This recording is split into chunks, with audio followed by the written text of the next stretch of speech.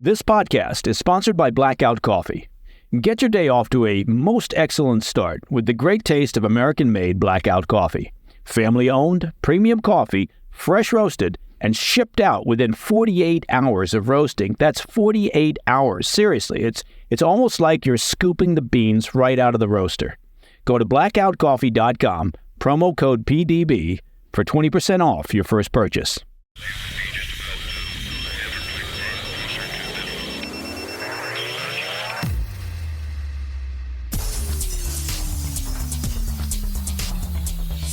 It's Tuesday, 5 March. Welcome to the President's Daily Brief. I'm Mike Baker, your eyes and ears on the world stage. Let's get briefed.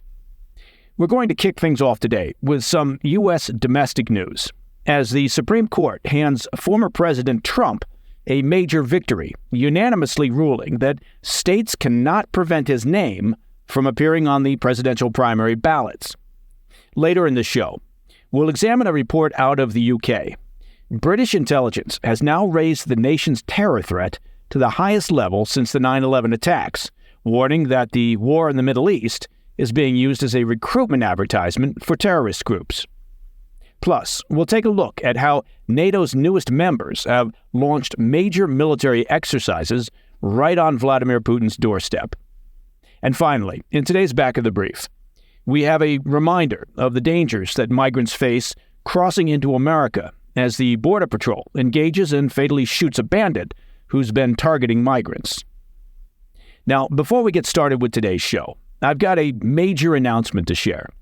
Today marks the launch of the President's Daily Brief Premium membership. That's right, it's the launch of the President's Daily Brief Premium membership, and I know historians will be talking about this for years. Now, your support is essential, obviously, to the success of this podcast. It's what moves us forward. By becoming a premium member, not only are you supporting the work that we do at the PDB, but you're also signing up for an ad-free experience. That's right, ad-free. You'll get the same comprehensive coverage and analysis now with zero interruptions. Same great taste, though. Now, while a lot of folks love the ads and hearing from our terrific sponsors, we have received a lot of email and faxes and postcards and even telegrams from folks who said they love the podcast but would prefer an ad-free version. Well, you asked and we delivered. We're also excited to offer exclusive content that will only be available to our premium members, which includes a monthly Ask Me Anything session. Now, yeah, within reason, okay? I mean, but it's a pretty wide playing field. This is your chance to dive deeper into the issues that matter the most to you, with personalized insights and analysis that you can't find anywhere else. We've looked, and you can't find it anywhere else. So take the next step in enhancing your listening experience and become a part of the President's Daily Brief Premium community. To sign up, it's easy. I'm telling you, it is very easy. Just visit pdbpremium.com. That's pdbpremium.com, and you can begin your ad-free listening today. Thanks very much for considering joining us as a premium member. Now, let's get into today's briefing. It was a good day for former President Trump yesterday, as the Supreme Court unanimously decided to toss out a Colorado ruling that would have barred him from the state's presidential primary ballot. The final decision, as I mentioned, was unanimous, 9-0, with the court's 3 progressive justices voting alongside the conservative majority. That's about as ironclad as Supreme Court decisions get. At question was whether or not states can ban candidates from appearing on the ballots under Section 3 of the 14th Amendment. Now, for a little historical context, the 14th Amendment was adopted in 1868 during Reconstruction, and that was just 3 years after the end of the Civil War. The amendment says that no person can serve as an officer of the United States who, having previously taken an oath of federal office, quote, engaged in insurrection or rebellion against the United States. Now, it's somewhat obvious that this was meant to prevent former Confederates from holding federal office. However, the Colorado Supreme Court ruled back in December that Trump had indeed violated Section 3 of the amendment, and that was the first time that any court had done so. Colorado's High Court decided that Trump had engaged in insurrection, citing his role at the January 6th Capitol riots, specifically citing Trump's comments like asking his supporters to, quote, fight like hell. The Trump campaign immediately appealed the Colorado decision, which brings us to yesterday's ruling. The Supreme Court said in its ruling, quote, we conclude that states may disqualify persons holding or attempting to hold state office, but states have no power under the Constitution to enforce Section 3 with respect to federal offices, especially the presidency, end quote. The court added that, quote, responsibility for enforcing Section 3 against federal office holders and candidates rests with Congress and not the states. The judgment of the Colorado Supreme Court, therefore, cannot stand. Now, Colorado was one of 3 states to block Trump from a primary ballot, and that was alongside Maine and Illinois. And challenges were still underway in more than a dozen other states. So Monday's ruling, well, that puts an end to all of those efforts. Following the announcement of the ruling, the former president said, quote, it was a very important decision, very well crafted, and I think it will go a long way toward bringing our country together, which our country needs, end quote. All right, coming up after the break, an update from the UK, where the national terror threat level has been raised to its highest level since the 9/11 attacks. British intelligence warns that conflicts in the Middle East may be fueling a surge in terrorist recruitment. Plus, we'll have coverage on NATO's latest military maneuvers, exercises that are unfolding on the doorstep of Vladimir Putin's Russia. I'll have those stories when we come back. Welcome back. Intelligence officials in the UK are sounding the alarm about grave security risks facing the homeland amid rising tensions regarding the war in Gaza.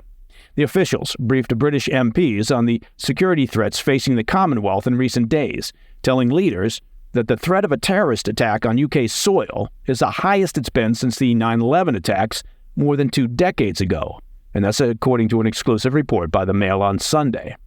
Intelligence officials said their agents are intercepting what they called a staggering number of messages from potential terrorists, adding that they're particularly concerned about possible attacks during the Muslim holy month of Ramadan, which begins on March 10th.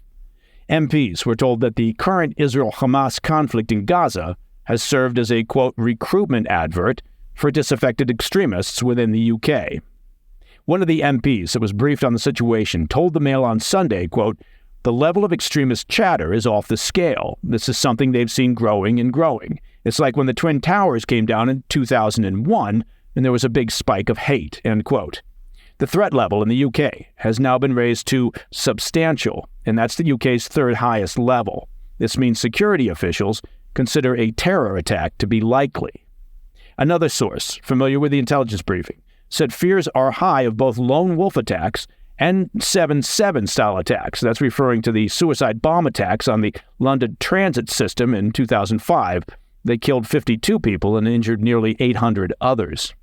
The private warnings to lawmakers and heightened threat level come as the UK's Foreign Office issued a terror advisory to British tourists traveling to Turkey, saying that terror groups linked to Daesh and Al-Qaeda are very likely to try to carry out attacks in the region.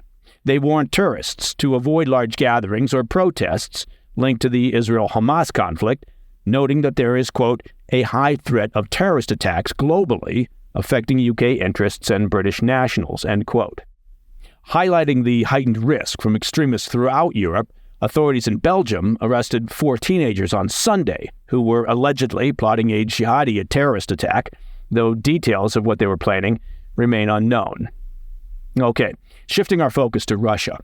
NATO kicked off a massive military drill in Finland, Norway, and Sweden on Monday in a show of force to the Putin regime.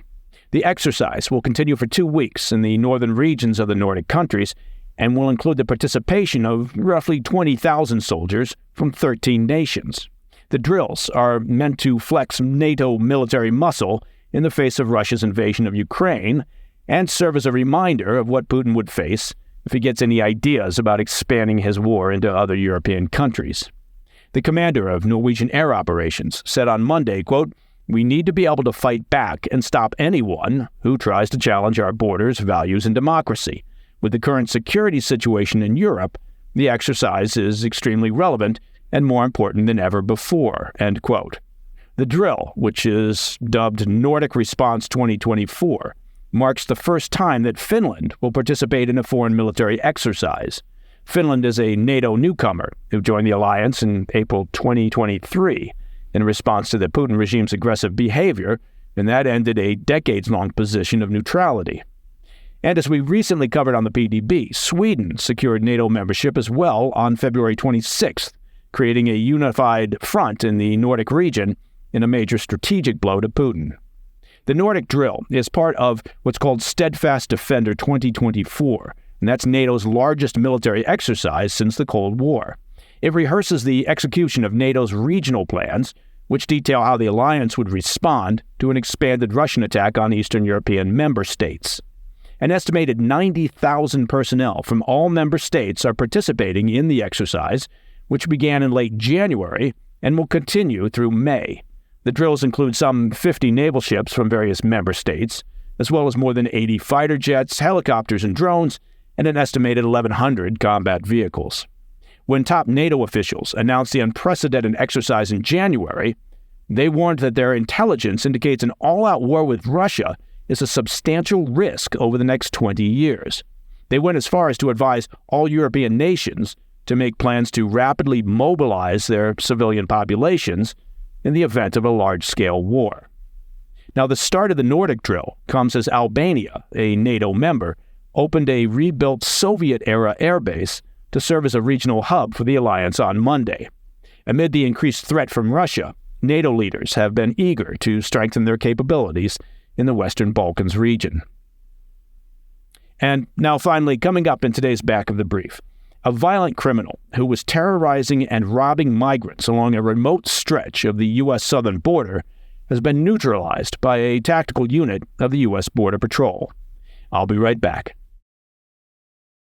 In today's Back of the Brief, I wanted to highlight a story that illustrates the diverse range of threats that U.S. border agents have to contend with amid the current migrant crisis. An elite tactical unit of the U.S. Border Patrol shot and killed an accused bandit in a remote section of the U.S. southern border San Diego sector on Sunday after the bandit attempted to rob a group of migrants at gunpoint. The migrants were on their way to a facility to surrender to agents for processing when they were targeted by a small group of bandits who had followed them across the Mexican border. That's according to a report from Fox News. During the encounter with the Border Patrol squad, one of the bandits was fatally shot, while the remaining criminals fled back across the border to Mexico. The shooting came just days after Border Patrol officials had released surveillance images of armed bandits robbing another group of migrants attempting to illegally cross the border. Border Patrol agents said that roving gangs of bandits targeting illegal migrants are becoming a regular problem at the border as they take advantage of record levels of migrant crossings. The bandits reportedly come across the border illegally from Mexico to prey on those trying to enter the U.S. Now, Jason Owens, chief of the U.S. Border Patrol, said the incident was, quote, yet another example of the dangers that these criminals and smugglers pose to the public, the migrants, and our agents. In the current fiscal year, which began on October 1st of 2023, border agents have apprehended more than 890,000 illegal immigrants, while another 120,000 have escaped authorities. Among those apprehended are members of violent criminal gangs, including MS-13 and Venezuela's Tren de Aragua. And that, my friends, is the President's Daily Brief for Tuesday, 5 March. Now, just a reminder, please check out our premium membership, which launched today. As a member, you'll get an ad-free version of the show, as well as other membership perks. You can check that out by heading over to pdbpremium.com. That's pdbpremium.com. If you have any questions or comments, please reach out to me at pdb@thefirsttv.com. I'm Mike Baker. I'll be back later today with the PDB Afternoon Bulletin. Until then, stay informed, stay safe, stay cool.